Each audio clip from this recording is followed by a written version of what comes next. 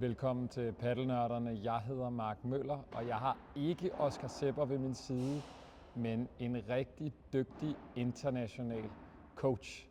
Han hedder David Howe Ortiz. Han har arbejdet med nogle af de bedste spillere på turen, og vi er lige nu på preseason-tur i MoveYourGame på hans nyopstartede akademi i Parla, syd for Madrid, der hedder Drive Academy. Welcome to you, David. Thank you. I gave you a short introduction. It was all good stuff. Okay, that's great then. The thing I didn't mention is that you're also the national team coach of Sweden. Yes. So you got some familiarity with the Nordic paddle scene. Yeah, absolutely. I've been coming to Sweden, I think it's 5 years now. So yeah, I'm used to coach Nordics and Scandinavian players. I've been also to Denmark a couple of times. I was lucky to get you and your players this week, so I'm used to it. Yes. It's I really like your way of training, but it was actually Carla Rodriguez Sanchez, a part of our team, that introduced me to your way of coaching. She had some sessions with you, I think, in Lydinge way back, but I was really impressed, and she was the one getting the contact and setting the whole thing up. So a shout out to Carla, although she couldn't be here. We've been, as a part of MoveYourGame, we've been around Spain a lot. We've been to Diagonal here in Madrid. I've been training. Alex has been training at Manu Martin also, where you've been before. We've been to Malaga Marbella with Sergio. I've been to Barcelona with Mauri Andrini. I really like this place because it's like a bit smaller, but eye on the detail. Can you tell the listeners about what is your philosophy as a coach and also starting this academy, Drive Academy? Yeah, I think it has to do a lot how I think as a coach, or what I would like to my players to think of me as a coach, and what I try to develop here at the academy. It's the same with Raul, with my associate. We try to cover every possible need that our players can have, and we like it small in that sense. We like to be close to our players. We like to be on them, feel their needs, support them the best way possible, giving them the chance to. Most of them are not even professionals yet, so trying to push them into the tour and forcing them to act like professionals, even though they are not at that point yet. And then it's just a lot of hard work, good atmosphere. We like it to have. I mean, we are very serious. We take very serious the training, but in a good atmosphere, everyone gets along very well. So it's one of the things that we experienced this week. There's a good energy on court. It's like one big team, or even perhaps a family. And then I feel I've been, like I mentioned, around Spain, but also around Europe, and there's a lot of great coaches with a lot of knowledge. But what I really feel here is the ability to connect with the individual player, and the ability to communicate with the individual player, and creating this kind of team atmosphere. We arrive here in the mornings, we eat breakfast together, we eat lunch together. Yeah. It's not common practice at every academy. No, but in the end, you have to understand that for me, this is I think of it as a second base as well. I'm a head coach for the players in Sweden, so I would like them to feel like they have a second home in Madrid. And then I'm used to work with people from outside, and I'm used to work with different cultures, so I know how important is that they feel welcome into our place, and that we really care about them, that we listen to them of their needs, and that when they go home, they feel like it was worth it to come, not only because of the paddle, also because they found people that were helping them and taking care of them all the time. And in the background, you can perhaps hear a lot of players playing. It's like this. I love it. It's paddle all around. A thing that I always have with me is my notebook, and I've been filling out a lot of pages. down here, and I'll share some of the information with you listeners. But I want everyone to have a bit more like specific information as well. So can you give 3 tips to the club player out there? How can they improve their game or enjoy the game even more from their perspective?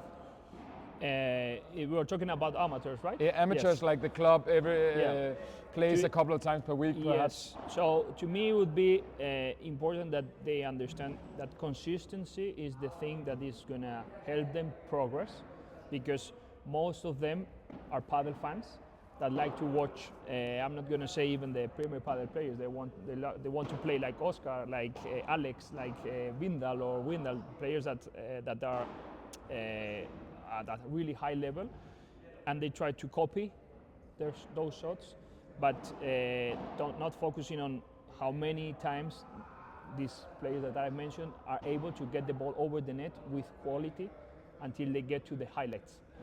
And then becoming more consistent, they will for sure improve their level. Then my second tip would be training. Training is a must. If you want to improve, there's no other way.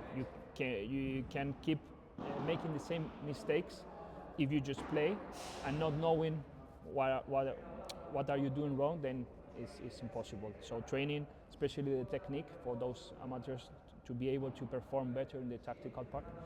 And that would be probably my third tip. Well, it's a combination from trying to understand more the game, learn how it's played, learn the tactics. And my final tip, it would be get in the best shape possible, because although it might look like padel is not so demanding from a physical point of view, it is if you play at a certain level. So Especially like the foundation is to be healthy, so you can play even more and develop. And then of course, like step 2 is like enhancing your physical attributes so you can perform even better. One of the things we talk a lot about with the players that we help in the Move Your Game like framework is also to like accept the strengths that you come with when you step on the paddle court. Yeah. Because a lot of players that play a couple times per week came from a different sport, so they gotta like accept their strengths and their weaknesses. So all the thing of talking about consistency, talking about the technical and the tactical part, making sure that it fits with not only the kind of physical player that you are, but also the kind of like personality you have. Then I feel it's a great connection. Yeah, to me it's very important what you say, that there's no two players same. So there's not two players equal. So also as coaches, we need to understand that and coach every player the best way possible for that player. I hope some of you have your notebooks with you that I have as well, so you can take some notes. I'll just throw a short shout out to our podcast partners, aioss, contributing to like health every day, and also the Protein Kitchen, especially their bars. Like it says on every single package, it contains no bullshit. We go from it's all natural ingredients. So yeah, That's great. we go to the next step. So now I want to ask you more about the high level game on an international scale and international level, like the Premier Padel circuit. What would you give of 3 tips to the perhaps young players sitting out there that want to make it on the international scene? To me, and I think it's quite obvious, or it's maybe some people are saying it, but it's enjoy the process, not focusing too much on the results in short term. Control the things that you that are on your hand and make them perfect, meaning go to training, eat well, sleep well, understand the game, watch other matches, other players, try to read them, try to think as a padel player, work on your mental part, and then the results will come sooner or later. For some players it's a couple of months, for some it's a couple of years, but if your only goal is to get higher in the ranking, win more tournaments, win more matches, it's tricky, because then when it doesn't happen, there's some things that are out of your control that affect those results. So if it's not happening, it can be frustrating for you. It could make you stop or even go free falling in your game. So enjoy the process and take it easy. We also talk here about like motivational theory, inner motivation compared to outer motivation. When you talk about like enjoying the process and enjoying stepping on court, being in gym, working on the details, we're in the inner motivation, like box. But when we talk about trophies and ranking and results, we're in the outer motivation. So if you want to dive deeper into this as a listener or as a young player, you can research a bit about inner motivation compared to outer motivation. Yep. What would be, do you have another tip? Yeah, I mean, it's also what I said to the amateurs, give importance to the outside of the court work, meaning the mental part. It's especially important for those that are willing to take this as a profession, and also the physical part. Don't skip the gym, rest enough, eat properly, eat healthy. Sorry. So it's just act like a professional. Just look at the players that you want to copy or who you want to be, and try to copy what they're doing and follow their steps, because there's not the pill that I can give you and say, now you are a professional in Premier Padel. No, this takes time, and this about the habits, about the patterns, about becoming a professional and acting a professional, even when you're not making money out of it. For me, it makes sense. It really also connects with your first tip, trusting the process, working hard, and if you don't enjoy the process, it's difficult to do all the work outside of the court as well, because then it's going to be tough. Yep. So do you have a third tip, perhaps like a tactical tip in the way the game has changed? I saw you held like a conference. I would have loved to join. I couldn't, unfortunately, with Andreas talking about the new style of play. Yes, from a tactical point of view, I think it would be adapt to the new tendency.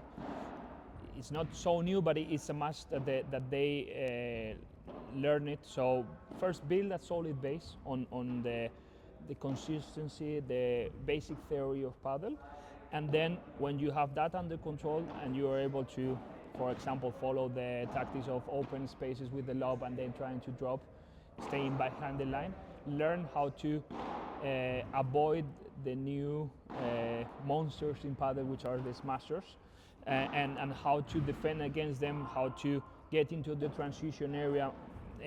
That's something that you need to master for being able to play at the high level right now. The defense behind the line is almost dead for those players aiming for the high level. You need to be able to do it, have the skills, exactly. But when you see it in a match situation, people go for the transition. Exactly. We could talk about this for hours, but I'm yeah. very thankful that you could spend some time in your break, and you work hard. You pick us up at the hotel early every morning, that you could spend a bit of time with me and the listeners, sharing some information. Also a shout out to Nikolaj Lyng, who set up the system on the phone. I'm not a technology geek. And also Anders Lund behind the camera, checking that everything is working.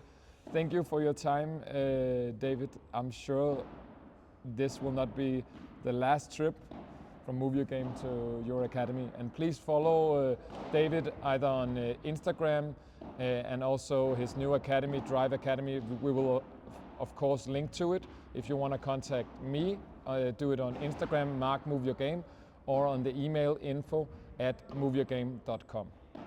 Thank you for today. Thank you very much. Thank you. Godt, Anders.